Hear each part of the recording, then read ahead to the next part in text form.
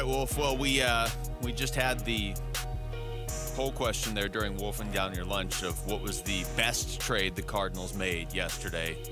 And the majority said the Josh Dobbs trade, so we may as well jump into that. First of all, when's the last time the Cardinals made 3 trades in one day? Man, I have no idea. I can't think of a time that's happened.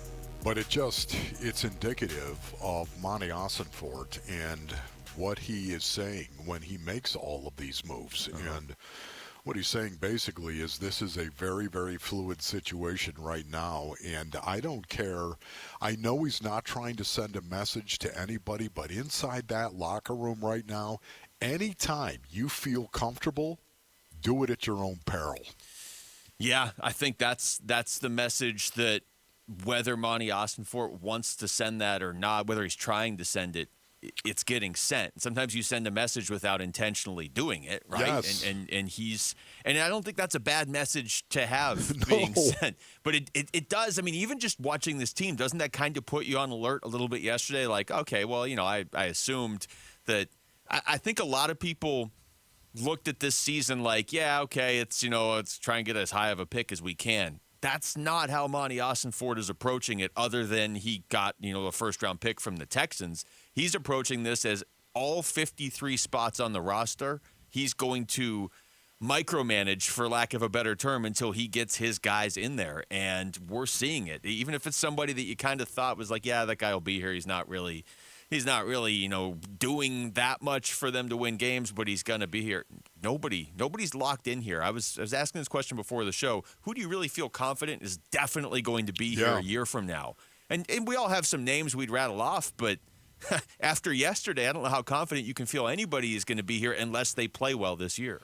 You know what's so interesting about it as well, Luke? All 3 trades a little bit different take. And that's why I say, once again, even though he was not planning to try to send a message to the rest of the locker room, I really think that he did. When you think of the Isaiah Simmons trade, can you imagine a guy that has more talent than Isaiah Simmons? No, not really. I don't know if there's a guy on the team that you could wave around and say he's got more talent than Isaiah Simmons. I don't think you can find that guy, and yet Isaiah Simmons was moved.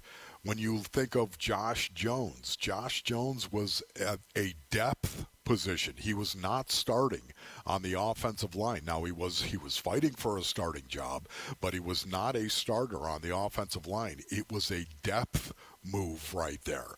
And then, of course, after that, you're talking about a quarterback that you could look at this situation in the quarterback room and think to yourself, my goodness, we're pretty well set right there with Colt McCoy and Clayton Tune, David Blau. These guys have played in the past. That seems like a good 3 right there while Kyler Murray is getting well. And now all of a sudden you make a move where a lot of people didn't think you had to make a move. And you bring in Josh Dobbs. So think of the 3 different trades and what it covers. It really does cover the locker room for the most part. It does. And specifically with Dobbs, it really raises questions at a position where, look, it's been a conversation point over the last couple months, what's going to happen at quarterback, just because Clayton Tune has he's made a name for himself. I don't want to say he's burst onto the scene because it's not like he's been amazing in the preseason, but he's made a name for himself, and he's getting reps, and he's earned those reps, and, he was working into this equation.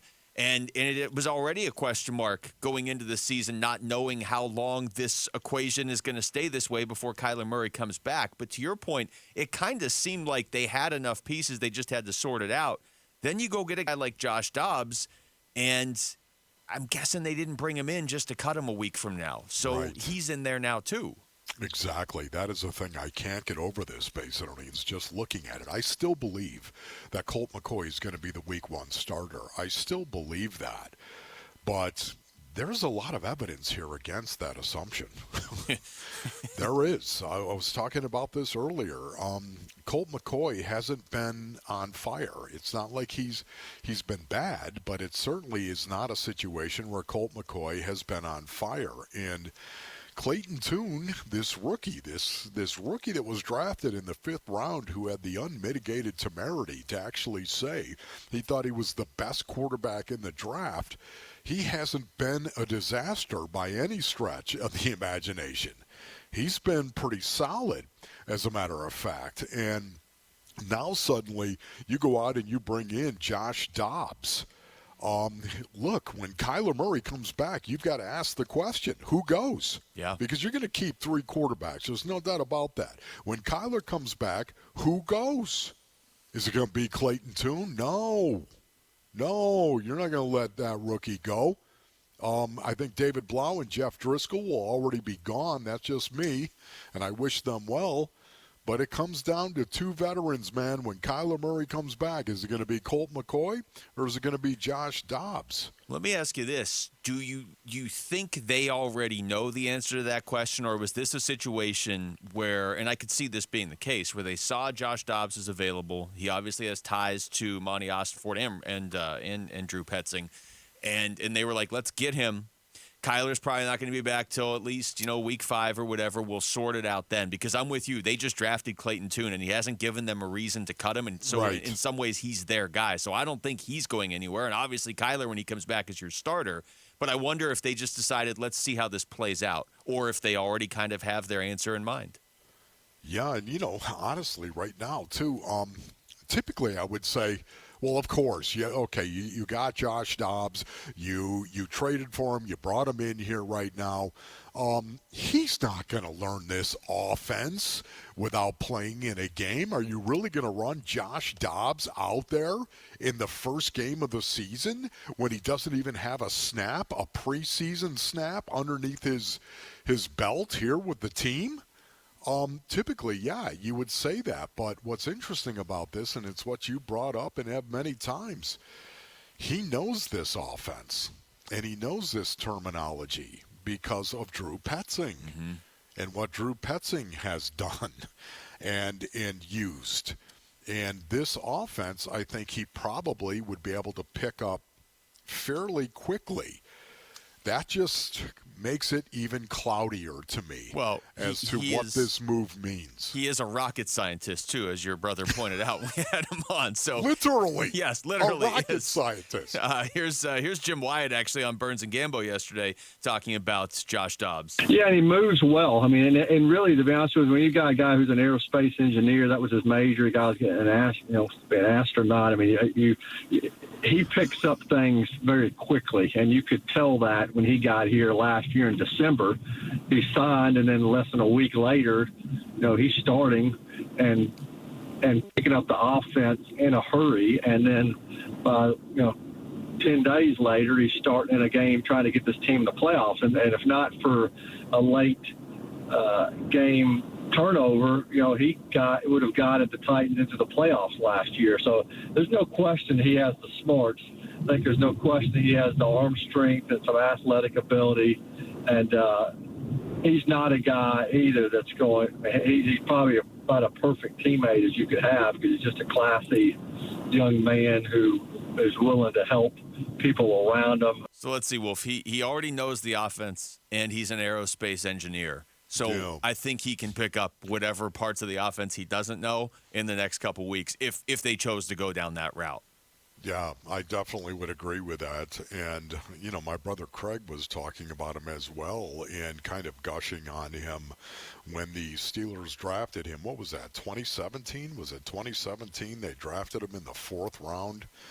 And he really liked what he saw from Josh Dobbs there. But listen, I have a hard time believing that Colt McCoy, though, is not going to get the opportunity to be your starter. I have a hard time believing that, but right now, again, the evidence is mounting where that may indeed be the case. Yeah, see, this is where it gets kind of weird. He hasn't done much in the preseason, but it was by design. It's not like he's been out there and playing poorly.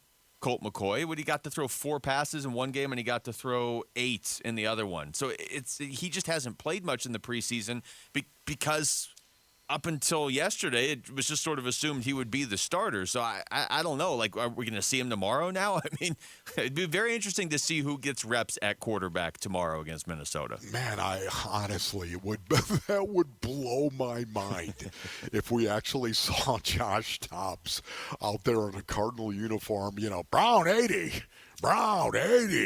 taking a snap from center. Wow, that would truly be amazing. I don't think so. I think we're going to see an awful lot of David Blau, maybe even Jeff Driscoll. Maybe actually see him out there as well. But I think Clayton Tune also is still going to get a lot of reps, and he should, Luke. Yeah. And he should get a lot of reps. As we're having this whole conversation, you can't see it because you're in Minnesota, but on one of the main TVs in the studio, it's just been Caleb Williams highlights for the last 8 minutes as we've been talking about this. Oh, brother. Text us your thoughts to the FanDuel text line at 620 right now. This response comes from the 720. They texted in saying, I'm loving the Cardinals GM moves. I'm impressed. I can see the light at the end of the tunnel, unquote. I think a lot of people are kind of starting to feel that way.